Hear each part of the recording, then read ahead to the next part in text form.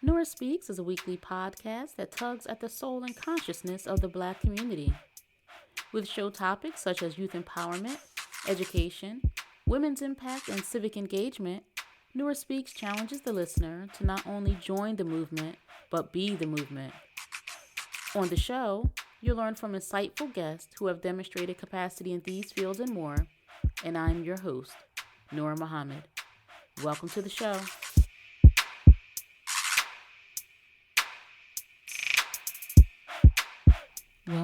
Welcome to another episode of the Nora Speaks podcast, and I am your host, Nora Muhammad. Welcome to episode 173. It is definitely a privilege to be recording this episode, and it's a privilege that I have you as an audience member to share it with. I am grateful for this opportunity. I thank God daily for the desire to want to say something and do something meaningful on behalf of my community. I'm grateful that I am conscious enough, awake enough, and alive enough to want to make an impact and a real impact, one that's not just explained in words, but is also demonstrated in my behavior, my actions, and how I live my life. So thank you again for being here. If this is your first time listening, I encourage you to subscribe to the Nora Speaks podcast wherever you're listening to this, whether you're listening on Amazon Music, whether you're listening on Spotify, on Castbox, on Google Play, iHeartRadio, Apple Podcast. Wherever you're listening, I encourage you to subscribe. Hit the subscribe button. And if you can, leave a rating and a review so that other listeners or those who are interested can read your comments and help them determine if this podcast is something that they might be interested in, and then take it a step further and tell a friend or a family member about Nora Speaks podcast. And as always, you can reach out to me at nora@noraspeaks.com. That's nora@noraspeaks.com. And let me know what you think about the podcast. Let me know if there's content or conversations that you're interested in having or hearing on the podcast, or if there are guests that you're interested in hearing from, or subject matter and material. I want to cater to my audience, cater to the interests and needs of my audience, and my audience is my number one priority. Well, my number one priority is truth and making sure my audience gets that. So again, welcome to episode 173. In this episode, I'm going to talk about enjoining good, and how as women, as friends, we should enjoin good with our family, with our friends.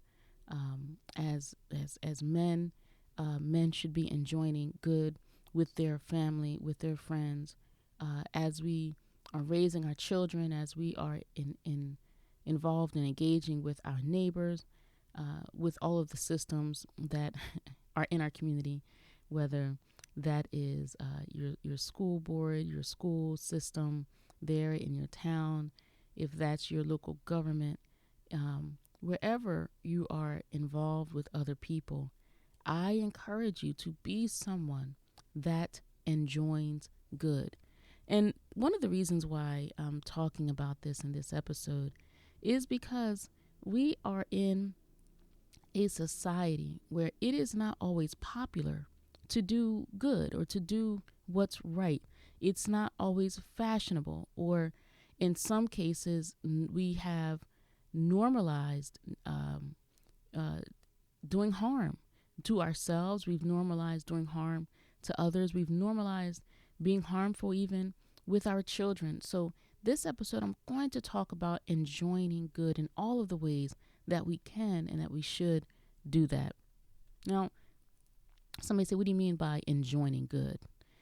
I don't just mean encouraging one another to do good, but trying your best and trying my best to make it an imposition on others, to impose others to do good. And, when I think about my friends, I have I don't have a lot of friends, but I have a few friends, and I have a few friends that I love dearly.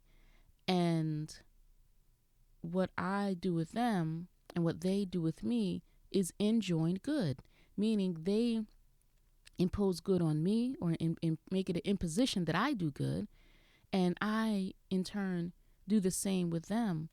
And as I said, we have a culture now that has some harmful behaviors as normalized.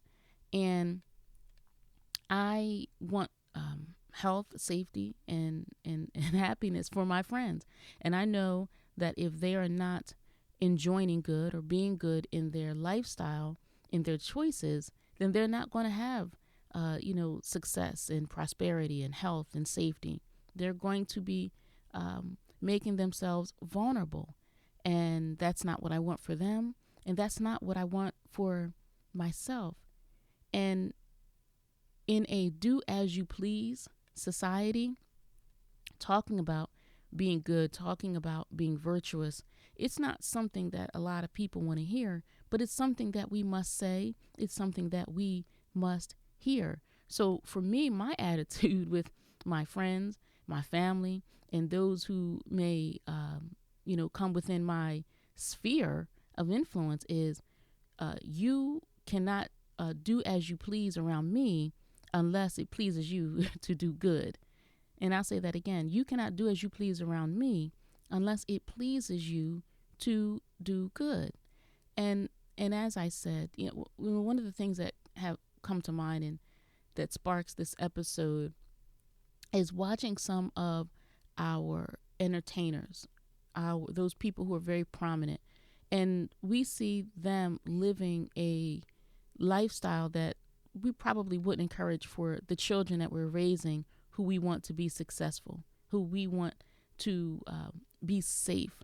And I know that talking about or defining success in 2021, going into 2022, some of us describe success differently.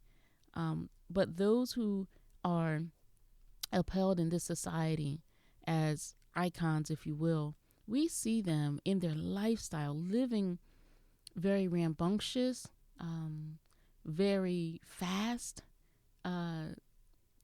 very drunk or high realities. And I think about them and who is their person that's saying, nah, sis, you got to put that bottle down. You have to put that drink down. You have to eat better. You have to take care of your body. You can't be, out here fighting, in these streets, or you can't, or you shouldn't want to create such a shock value that you're really demeaning and denigrating your own integrity or your own character. Who are the people that are around them that's enjoining them to do good? And so I think, do they have any friends? Or are their friends a lot like them and they're not enjoining each other to do good? And we can fast forward through so many iconic entertainers from the 60s, from the 70s. And, now that their story has been written up to this point, we can look back and read their books or listen to their interviews, and we can see all of the self-harm, all of the harmful behavior that they were engaged in. And they had people around them sometimes encouraging them to do better, but then a lot of people were trying to eat off of them. So we look at the product now that they have or that they are, and the stories that they're telling, and they are bearing witness that during that fast period in their life, when they were drinking, when they were drugging, when they were sleeping around, when they were being loose, when they were being lewd, that was a manifestation of trauma, that they weren't happy, but they were putting on the act and keeping up the character, because you get to the point where you don't know how to be anything else. And we think that's what people expect us to be. So we continue with that behavior. And I'm talking about some iconic entertainers because that's something that many of us can relate to in terms of being able to view them, see their unsung stories, read their autobiographies and the biographies that are written about them. But even as we bring it down from those that level of a person that's in entertainment, kind of on a pedestal in culture, and we bring that down to our individual lives and those folks that are around us and who may be imitating that kind of behavior. I encourage you to really be someone that others know they can't just do anything around, because you have a standard for your life and you have a standard for your associates. So when I'm talking about enjoining good, I'm even talking about gossiping and how we like to spread scandal with each other. And I've said it before in other episodes when I've talked about folks who have a propensity to gossip. It's very rare that the gossip and the whispers are about someone's child doing well in school. We're not whispering about someone, getting a promotion, unless we're suggesting that they did something compromising to get the promotion. We're not whispering and gossiping about the happiness and success of someone's marriage, right? We're not gossiping about and whispering about how this person or that person has such a stand-up character. We're generally saying something that is somehow slanderous, negative, or denigrating about another person. And so what is it about me? This is what I think. What is it about me that you want to bring me gossip? This is, when folks want to come whisper, do I look like the kind of person that wants to hear negative things about other people? What do you take me for? So, my friends, they don't do that with me. They don't bring that kind of negativity to me. And nor do I bring that kind of stuff to them. And I'm not trying to say I'm holy and righteous or more holier than thou. Certainly not. However, I have done my best to be a consumer of things that are positive. I don't want my consumption to be negativity, because I recognize how people who gossip have a certain character trait that I just don't want for myself. And so I make it a point to not gossip and to not be a consumer or peddler of that kind of stuff. So, enjoin one another to not gossip, enjoin one another to say positive things about other people, or as your mother and grandmother taught you and taught me, or say nothing at all if we don't have anything good to say. I would encourage you to enjoin your friends, your family, to be charitable, to be selfless, to not just think about self and gains for self, but think about how we can create opportunities and how we can open up opportunities for other people. And being charitable could be that. Being charitable could be saying something kind. Being charitable could be giving something in their hand that they could physically use, whether it's money, whether it's a new pair of shoes, heck, whether it's a map, but to do something for other people. We need more of that in our community, where we have folks that are selfless and are interested in helping other people, being of aid to other people, being a resource to other people. And I have some folks around me who embody that. And I'm just so grateful for them. And I try to tell them as often as possible, thank you for being someone who is a resource for our community, because that makes a difference and it's important. I would encourage you to enjoin good with your family, with your friends, as it even pertains to being conservative with their sexuality. And what I mean by that is not being loose, not being undiscerning with who you're sleeping with. I was listening to a report recently about the act of stealthing. And stealthing is when a woman is engaged in sexual relations with a man and he removes the condom without her knowing. And, there's laws that are folks are trying to pass to deal with that. And I just think, and someone could say that I have conservative values here, but I would say I have safe values that promote safety and wellness. Stop having casual sex. If you're with somebody who would do that, that person may not care about you, seems not to care about you, and the decision that you both agreed to use a contraceptive or a prophylactic, maybe that's obviously not the right person for you to be sleeping with. So we have to be more discerning and think twice about engaging in casual sex. And what I teach my children and what I suggest and heavily promote is sex within marriage. And again, I know that is very, very unpopular. I know that is a very conservative viewpoint on sex and sexuality, especially in our culture where we have a do as you please society. But what I do know is that a great deal of some of the issues and challenges that we are having in our community as it relates to unwed births, fatherless homes, um, poverty, the rates of poverty, educational attainments for children. One thing I do know is that the lack of marriage in our community and children being born out of marriage, I know all of that is related. So I encourage women and I encourage young men or those who are within my sphere of influence to make the best choice and save some things for the partner that's actually making a commitment to you. And again, this is America.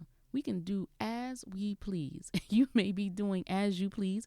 And after what I just said, you may have just cut off the podcast. And I understand this is 2021. It's a do as you please society. But what I'm seeing in my community, the Black community that is, I see the results of doing as we please. And I see that we have some very poor and negative outcomes, some very damaging and dangerous outcomes from having a do as we please mindset and engaging in behaviors without discernment. And I know that some of this can be alleviated by us being more disciplined, having more self-control, and making better choices. And so I'm just going to lay that there. I'd like to hear what you say about that, because I know that no one wants to feel or be perceived as if somebody is telling them how to live their lives. However, what I know is that we have to offer information and share it regardless of if the listener likes it or regardless of if it promotes the idea or the values of the listener, because I'm sharing what I value with you because I believe that what I'm sharing is beneficial to our community. And folks are talking about follow the science, and numbers are science, and we look at the numbers, which science is a recording of the numbers. Science is a representation of the numbers. So when we look at the science and study these numbers, we can obviously see that the way that our community has been engaging in marriage and family, engaging in diet and lifestyle, and engaging in sex, sexuality, and marriage, we need a great deal of improvement.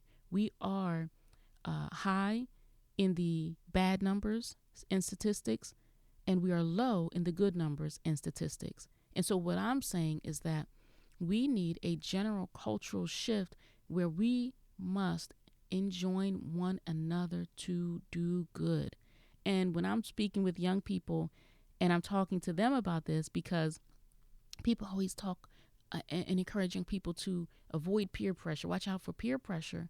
However, I say peer pressure is only a negative thing if a young person feels pressured or is pressured into doing something that's not beneficial to them. But we can use peer pressure to help young people enjoin one another to do good. So if your friend is offering you a cigarette, enjoin one another to goodness, to do good, to not smoke a cigarette.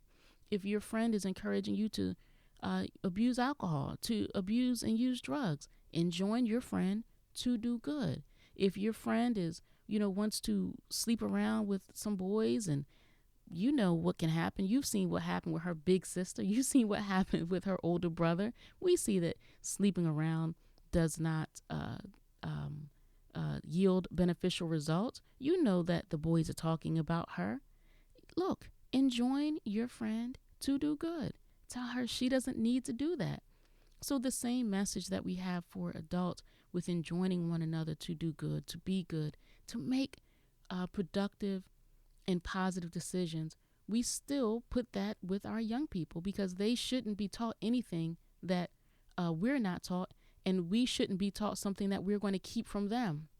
So even when we're managing our young folk, whether it's our children, whether it's the young people that we're mentoring, we should be enjoining them to do good, help them understand what is good, what is positive, and encourage them to use the art of peer pressure to help their friends, their teammates, their classmates, help them make the best choices and the decisions that can help them achieve whatever goals that they have for themselves. As a society, in our Black culture, we must begin enjoining one another to do good. Sometimes we say things are antiquated, that's old school. But I'll say, old school didn't have as much cancer as we do. Old school didn't have as many unwed births. Old school didn't have this level of poverty. And I know we say that this is the most educated generation of Black people. However, our education should be yielding us something. So whether we say that this is the most educated generation, if that education that we have is not benefiting us, then we have to rethink the education and training that we have. And is it productive for a few, or is it productive for the whole of us? So some of what I'm saying you may think is old school, you may think is antiquated, but when we go back and look at some of the foundational principles that our people had, we can also see that families were stronger. We can also see that fathers were more likely to be in the home, and in the home where our children are being raised. We can even see a stronger unity within our communities and our people. And, where the neighbor could correct your child, could direct your child to better behavior, and we wouldn't take it personally. We'd say, don't be out there embarrassing us. Whereas now, if we fast forward to 2021, and I'm sure it's probably going to be the same in 2022, we want to fight the neighbor. We want to go up to the school and fight the teacher. So sometimes we think that we've made advancements, and if we look closely, we may see that we haven't as advanced as far as we would have liked, or that we may think that we have advanced. So let's create some new norms in our society, or let's go back to the old norms. Let's enjoin one another to do good. And we would have a better society. We would have a safer society, safer communities if we did so. We would have healthier communities if we did so. So make that imposition on those around you. Encourage them to do good, to live good lives, to make good decisions, to be good to themselves, and to be good to others. Thank you so much for listening and taking the time with me today. I really appreciate your support of the Nora Speaks podcast, of me. I'm grateful for it, and I do not take it for granted. Thank you so much. Until next time, stay in peace. Thank you for listening to another episode of the Nora Speaks podcast. Be on the lookout for a new episode coming at you fresh next week. And as always, if you want to learn more about me and the work that I do, visit my website, norahmuhammad.com. Or if you have a listener question, email me at info@norahspeaks.com. You can also follow the Nora Speaks podcast on Facebook, Instagram, and Twitter at Nora Speaks Podcast. I'll be sure to include links in the show notes. If this show has value to you, please subscribe, rate, and review, and share it with family and friends. And be sure to check out previous episodes.